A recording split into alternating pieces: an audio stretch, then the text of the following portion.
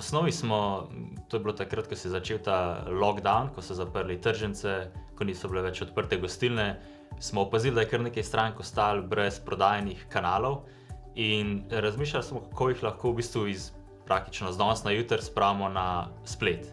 Hoteli smo pomagati na primer lokalnim kmetijam ali pa mogoče manjšim proizvajalcem in tam je problem, ker ne verjamejo v digitalne kanale.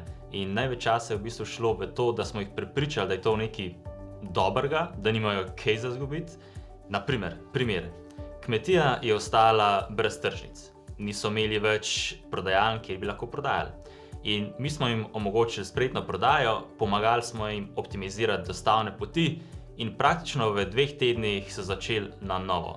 Novim pristopom, ki funkcionira še zdaj in v bistvu je boljši kot pa ena sama tržnica. S tem smo sami sebi dokazali, da smo agilni, da se da marsikaj narediti in tako tudi pomagati lokalnemu okolju. Kar nas je naučila ta pandemija je to, da še zdaleč ni samoumevno to, kar imamo in dajmo to spoštovati.